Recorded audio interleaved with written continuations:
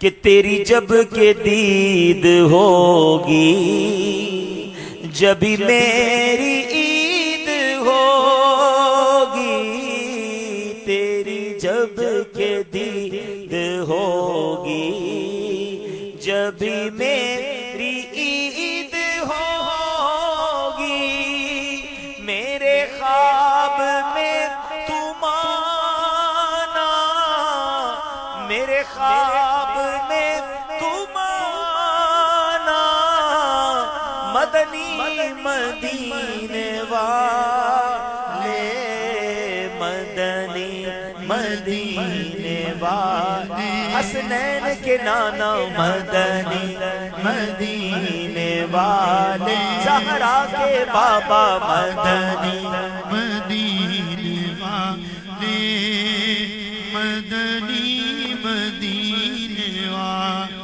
تیرے در سے شاخ بہتر،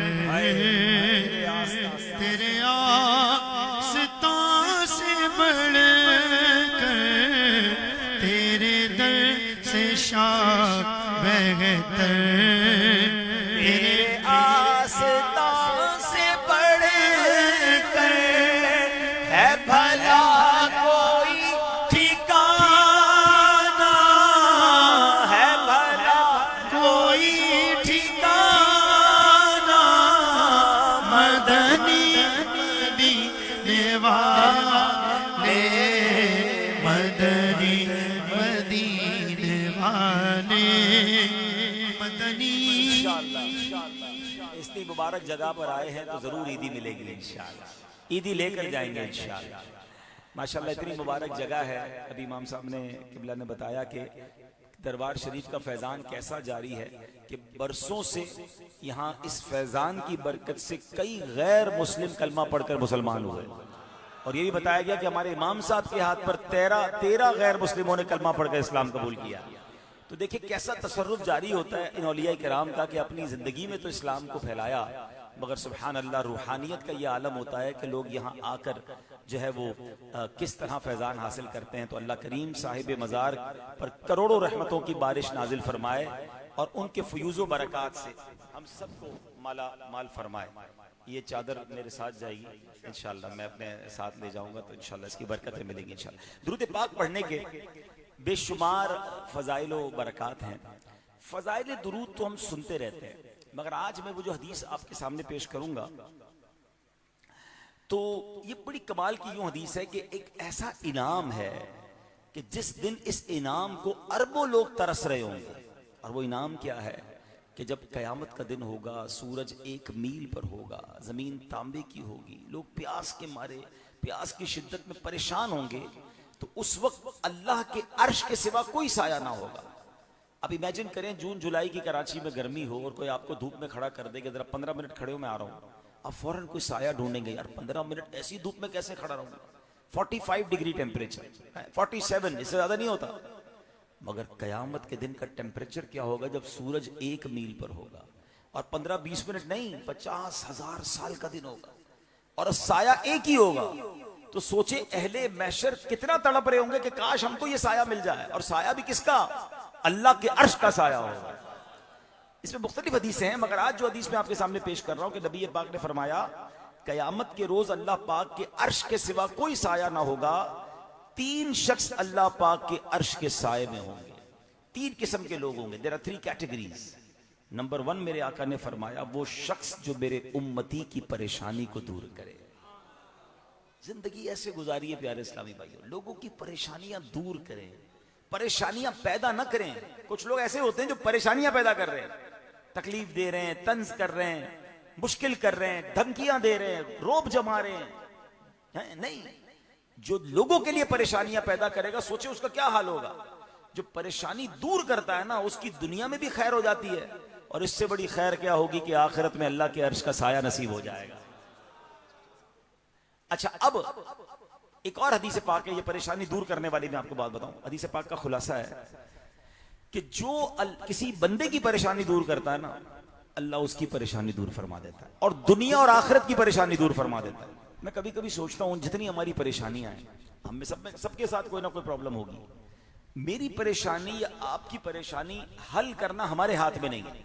ہم بیمار ہیں یا گھر میں کوئی بیمار ہے یا قرضہ ہے یا واٹ ایور جو پرابلم ہے, میں اپنے ہاتھ سے تو اس کو ٹھیک نہیں کر سکتا, مگر مجھے ایک فارمولہ بتا دیا گیا ہے کہ اگر میں کسی مسلمان کی پریشانی دور کر دوں نا, اللہ میری پریشانی دور کر دے گا. تو میں اپنی پریشانی رکھوں سائڈ پہ, اور اب آس پاس ذرا نظر دوڑاؤں کہ میرے قریب کے لوگوں میں, میرے جاننے والوں میں کون کس پریشانی میں, جو میری حیثیت ہے. اچھا یہ بھی بڑا پرابلم ہے کہ جب پریشانی دور کرنے کی بات کرتا ہے لوگ کہتے ہیں یار لگتا ہے پیسے والا ہی پریشانی دور کر سکتا ہے. یہ ہمارے دماغ میں عجیب سی بات سما گئی ہے کہ پیسے ہوں گے تو میں کسی کی پریشانی دور کر سکتا ہوں. چلیں تھوڑی دیر کے لیے مان لیا کہ پیسوں سے پریشانیاں دور ہوتی ہیں. اگر یہ مان لیں تو پھر تو کوئی امیر پریشان نہ ہو, جو بھی امیر ہے اس کی ساری پریشانیاں دور ہو جائیں گی, پیسے خرچ کرے گا پریشانی دور ہو جائے گی. ایسا نہیں ہے, پریشانی کا تعلق پیسے سے نہیں ہے.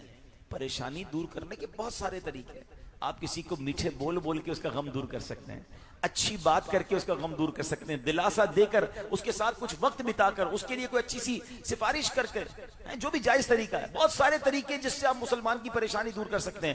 تو مسلمانوں میں ناراضگی ہو گئی, آپ بٹھا کے سلو کرا کے پریشانی دور کر سکتے ہیں. تو پریشانی دور کرنے والا کام کیا کریں, انشاءاللہ قیامت کے دن اللہ کے عرش کا سایہ نصیب ہوگا. دوسرے نمبر پر میرے آقا فرماتے وہ کون ہوگا جس کو اللہ کے عرش کا سایہ ملے گا؟ میری سنت کو زندہ کرنے والا. ہاں اب یہ غور کر لیں کہ ہم کتنی سنتوں پر عمل کرتے ہیں. آج اللہ کے ولی کی بارگاہ میں آئے ہیں. ایک بات بتاؤں آپ کو, حضرت معصوم شاہ بخاری رحمت اللہ تعالی علیہ بھی داڑھی والے, اور جتنے دنیا میں اولیاء ہیں نا سب داڑھی والے, سارے صحابہ داڑھی والے, سارے انبیاء داڑھی والے. ہم اولیاء سے محبت بھی کریں اور سنتوں پر عمل بھی نہ کریں. صرف داڑھی سنت نہیں ہے, میں صرف ایک مثال دے رہا ہوں, لیکن وہ بھی نہیں ہوتی چہرے پہ. اور بہت ساری سنتیں جو عمل نہیں کر رہے. لباس سنتوں والا ہو, کھانے پینے کا انداز سنتوں والا ہو, بول چال کا انداز سنتوں والا ہو. اور یقیناً یہ تو سراپے کی سنتیں ہیں. کردار کی سنتوں پر کون عمل کرے گا؟ سچ بولنا بھی سنت ہے, ناراضگی ہو جائے, بات بری لگے تو معاف کرنا سنت ہے, قرضہ وقت پر لوٹانا سنت ہے, دھوکہ نہ دینا بلکہ صحیح طریقے سے کاروبار کرنا یہ بھی سنت ہے. تو سنتوں پر عمل کرنا, یہ سبحان اللہ, سنت کو زندہ کرنے والا کہاں ہوگا؟ اللہ کے عرش کے سائے میں ہوگا. اب اس پیرائے میں ذرا دعوت اسلامی کے ماحول کو دیکھیں. قدم قدم پر دعوت اسلامی والے سنتیں سکھا رہے ہوتے ہیں, سنت کی بات کر رہے ہوتے ہیں. اور آپ ذرا سوچیں کہ جو بزرگ بیٹھے سفید داڑھی والے, ذرا ان سے پوچھ لیں کہ آج سے 30-35 سال پہلے کتنے نوجوان داڑھی رکھتے تھے اور کتنے نوجوان امامہ پہنتے تھے. اب اس سنت کو جو امیر اہل سنت نے زندہ کیا ہے, کتنا بڑا اجر انہیں مل رہا ہوگا. تو سبحان اللہ, سنت زندہ کرنے والے کو قیامت کے دن اللہ کے عرش کا سایہ نصیب ہوگا. تو آج آئے نا حضرت معصوم شاہ بخاری رحمت اللہ تعالی کے قدموں میں, تو نیت کر لیں انشاءاللہ اب زندگی سنت کے مطابق گزاریں گے.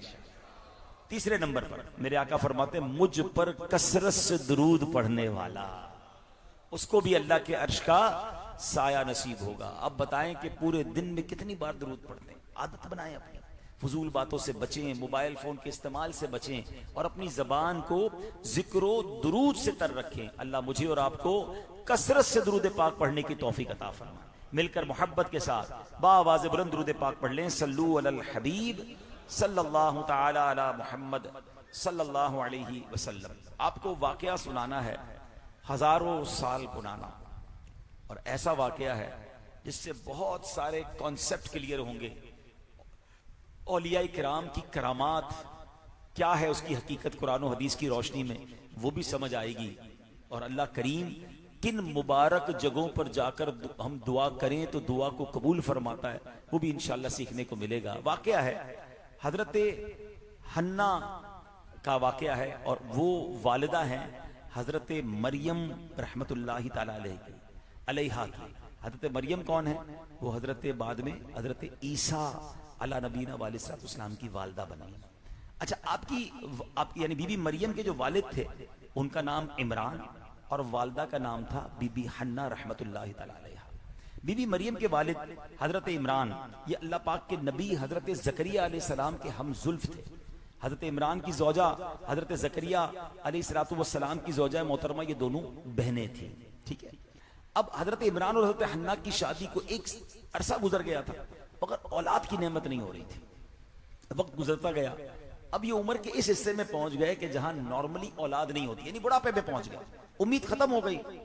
مگر نا امید یہ نہیں ہوئی. لوگوں نے تو کہنا شروع کر دیا کہ بھائی اتنی عمر ہو گئی اب اولاد کہاں ہوگی, مگر آپ نا امید نہیں ہوئے. اور ایک دن حضرت حنا جو تھی وہ درخت کے سائے تلے بیٹھی تھی, ایک پرندے پر نظر پڑی جو اپنے بچے کو دانا کھلا رہا تھا. ماں جو عورت ہے نا اس کے اندر قدرتی ماں بننے کا ایک شوق ہے. دیکھا کہ یہ پرندہ اپنے بچے کو دانا کھلا رہا ہے, میرا بھی کوئی بچہ ہوتا میں بھی ماں بنتی. تو اولاد کی خواہش دل میں پیدا ہوئی.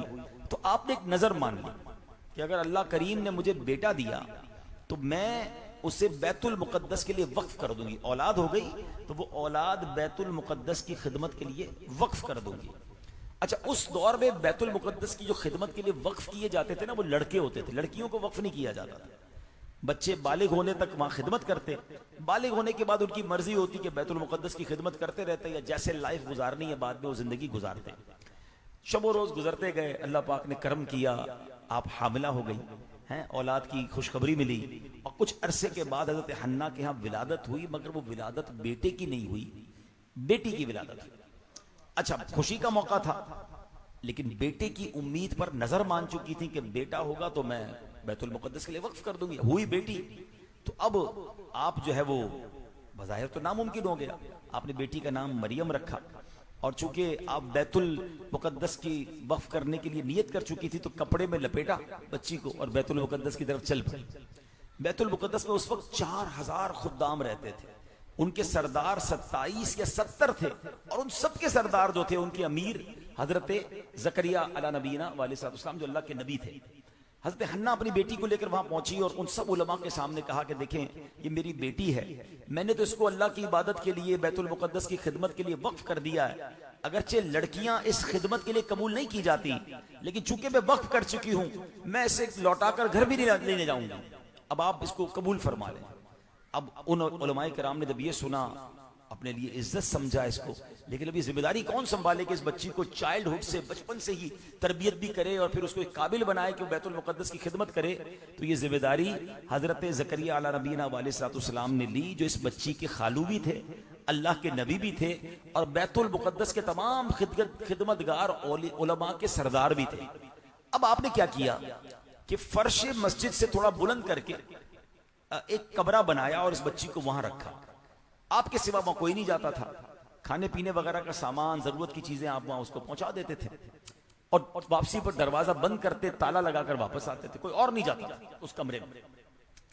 اچھا, آپ علیہ السلام جب کھانے پینے کا سامان لے کر وہاں پہنچتے تو دیکھتے کہ بچی کے پاس بے موسم کے پھل ہیں. اب گرمی میں سردی کے پھل ہیں, سردی میں گرمی کے پھل ہیں, ٹھیک ہے نا. ابھی جیسے مثال کے طور پہ ہمارے یہاں کچھ ایسے پھل ہیں جو اس وقت نہیں ہیں, وہ نارملی ٹھنڈ میں آتے ہیں, تو وہ اگر ابھی کسی کے پاس ہو تو ہم حیران ہو جاتے ہیں نا ابھی کہاں سے آ گیا بھائی. اب تو چلے نظام ہے فریج میں رکھ لیتے ہیں لوگ, فریز کر لیتے ہیں اور اس طرح سٹور کر کے بیچتے ہیں, مگر اس زمانے میں thousands year ago, ہزاروں سال پہلے بے موسم کے پھل تھے. تو اس چھوٹی سی بچی سے آپ نے پوچھا کہ یہ پھل کہاں سے آئے ہیں. اچھا, کمال دیکھیں کہ یہ جو کانورزیشن ہے, حضرت زکریا کا سوال اور اس بچی کا جواب, یہ دونوں گفتگو کو رب کریم نے قرآن مجید میں شامل فرمایا, قرآن میں نازل فرمایا. الفاظ سبحان اللہ دیکھیں, وہ کہتی ہے, وہ آپ پوچھتے ہیں انا لکی ھذا, یہ تیرے پاس کہاں سے آیا اے مریم, یہ کہاں سے آیا. اس بچی کا حکمت بھرا جواب سنیں, وہ کہتی ہے ہوا من عند اللہ ان اللہ یرزق من یشاء بغیر حساب. فرمایا وہ اللہ کے پاس ہے, بے شک اللہ جسے چاہے بے گنتی دے, بلا حساب عطا فرما. اتنا کمال کا جواب اس چھوٹی سی بچی نے دیا. حضرت زکریا نے جب بچی کی یہ کرامت دیکھی کہ اس چھوٹی سی بچی کے پاس اس محراب میں بے موسم کے پھل آ رہے ہیں, تو اب آپ کے دل میں بھی بیٹے کا شوق پیدا ہوا. اس وقت آپ کی اور آپ کی زوجہ کی عمر بھی زیادہ ہو گئی تھی. اب آپ نے کیا خوبصورت اس سے استدلال لیا کہ جب بے موسم کا پھل اللہ اس بچی کو دے سکتا ہے تو ہمارے یہاں اولاد کا موسم تو نہیں بچا. میں بھی بڑی عمر میں ہو چکا, میری زوجہ بھی ہو گئی, مگر میرا رب چاہے جب اس بچی کو وہ بے موسم کے پھل دے سکتا ہے تو ہمیں آج اس بے موسم میں اولاد بھی دے سکتا ہے.